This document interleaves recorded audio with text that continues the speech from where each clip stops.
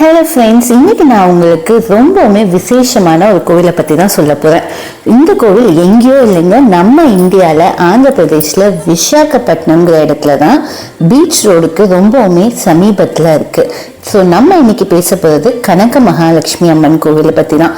மகாலட்சுமி அம்மன் கோவில் இவ்வளோ சிறப்பாக எப்படி இருக்குது அப்படின்னு யோசிக்கிறீங்களா? விசாகப்பட்டினத்திலேயே டாப் மோஸ்ட் டூரிஸ்ட் ஸ்பாட்னா அது இந்த கோவில் தான் சொன்னால் நம்புவீங்களா? நம்பி தான் ஆகணும். இந்த கோவில் விசாகப்பட்டினம் மட்டும் இல்லைங்க, இப்போ இந்தியா முழுக்க இருக்க பக்தர்கள் எல்லாருக்கிட்டையும் ஃபேமஸ் ஆயிருக்கு. அதுக்கு காரணம் இங்கே இருக்க அம்மனுடைய பவர்ன்னு தான் சொல்லணும்.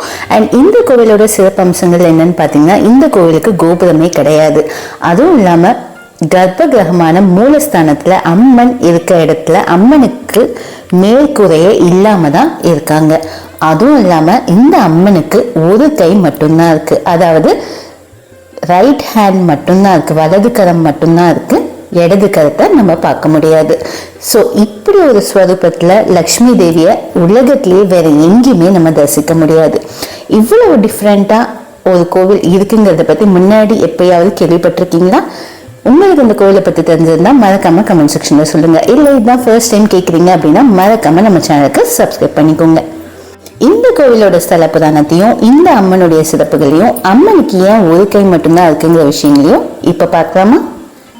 இங்க விசாகப்பட்டினத்தை பொறுத்த வரைக்கும் இங்க இருக்க மக்கள் அவங்க வீட்டுல சின்னதா ஒரு தங்கமோ இல்ல புது ட்ரெஸ்ஸோ இல்லை ஒரு நிலம் சொத்து இந்த மாதிரி எது வாங்கினாலும் ஃபர்ஸ்ட் கொண்டு வந்து இந்த அம்மன் கிட்ட காட்டி அருள் வாங்கிட்டு தான் வீட்டுக்கே போவாங்க.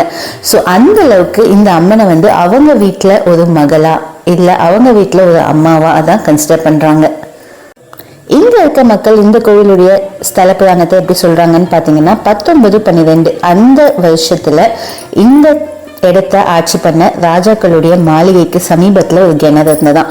அந்த கிணத்துக்குள்ளதான் இந்த அம்மன் சிலை கிடைச்சதாகவும், அதுக்கப்புறம் அது கிணத்துல இருந்து வெளியே எடுத்து ரோட்ல நடுவுல சாலைக்கு மத்தியில அம்மனை பிரதிஷ்டை பண்ணி வழிபட்டதாகவும் சொல்றாங்க. அதுக்கப்புறம் சாலையை விரிவமைக்கிற பணிகள்லாம் நடைபெற்றதுனால அந்த இடத்துல சாலைக்கு மத்தியில இருக்க அம்மனுடைய சிலையை சாலைக்கு ஒதுக்குப்புறமா ஒரு ஓரமா பிரதிஷ்டை பண்ணாங்களாம். அதுக்கப்புறம் 1917 வருஷம் இந்த வைசாக் நகரம் மொத்தமும் கூட பிளேக் வியாதி வந்து ரொம்பவுமே பரவ ஆரம்பிச்சுதான்.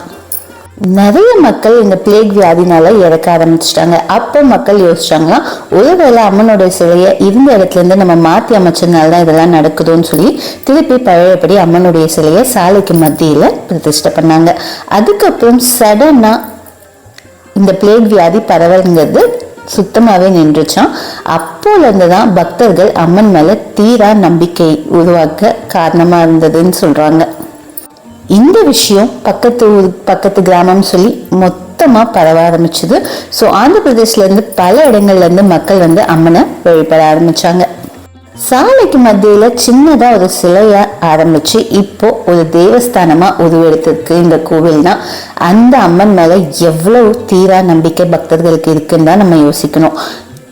இந்த அம்மன் கிட்ட முறையா வழிபட்டு வேண்ட எல்லா விஷயங்களும் அப்படியே நடக்கிறதாவும், அம்மன் தன்னுடைய வலது கரத்தால அபயத்தை நமக்கு கொடுக்கிற மாதிரியும் மக்கள் நம்புறாங்க. கோவில் அமைச்சது 1912 வருஷமா இருந்தாலும் அம்மனுடைய சிலை வந்து அதுக்கும் பழமையானதா இருக்கும்னு சொல்றாங்க. ஏன்னா கிணத்துல இருந்து கண்டெடுத்ததுனால. முந்தைய காலங்களில் இந்த படையெடுப்புகள்லாம் நிறைய நடக்கும் போது கோயிலை தம்சம் பண்றது, கோவிலில் இருக்க சில மூர்த்திகளை இந்த ஸ்வரூபங்களை தம்சம் பண்றது, இந்த மாதிரி விஷயங்கள் நிறைய நடந்துட்டு இருந்தது. ஸோ அப்போ இருந்த ராஜாக்கள் அம்மனை பாதுகாக்கணுங்கிறதுக்காக இந்த சிலையை கிணத்துல போட்டிருப்பாங்க, கிணத்துல வச்சு பாதுகாத்திருப்பாங்க.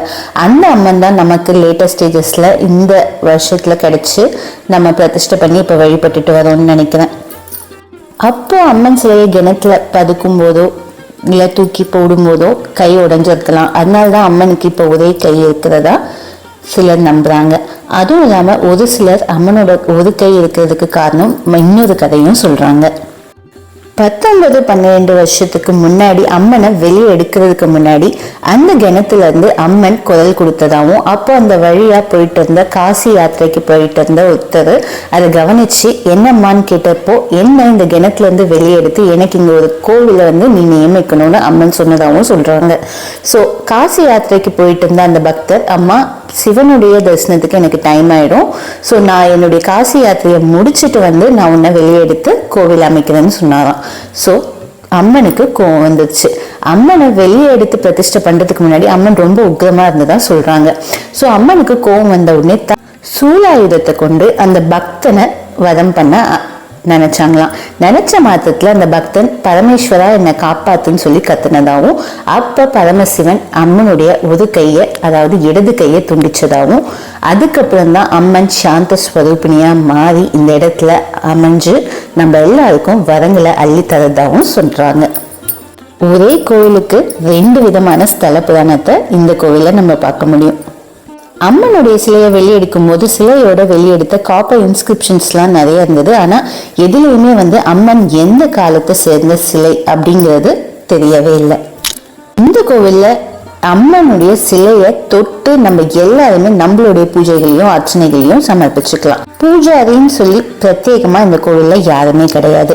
அது மட்டும் இல்லைங்க, அம்மனுக்கு அந்த மூலஸ்தானத்துக்கு மேல் கூரையை கட்டலாம்னு சொல்லி நிறைய முறை ட்ரை பண்ணப்போ எல்லாமே தோல்வியில தான் முடிஞ்சுதான். ஸோ அம்மன் தன்னுடைய பூஜையில பஞ்சபூதங்களும் இருக்கணும்னு நினைச்சதா முடிவெடுத்து அதுக்கப்புறம் கூரையை கட்டுற அந்த ஐடியா பிளஸ் கோபுரம் அமைக்கிற அந்த ஐடியாவை அறவே கைவிட்டதா சொல்றாங்க. அம்மனுடைய கர்ப்ப கிரகத்துல மூலஸ்தானத்துல தேங்காய் மட்டைகள் மட்டும்தான் மேற்கூரையா இருக்கு. த மதர் ஆஃப் ட்ரூத், சத்திய தேவதையா இந்த அம்மனை எல்லாரும் வழிபடுறாங்க.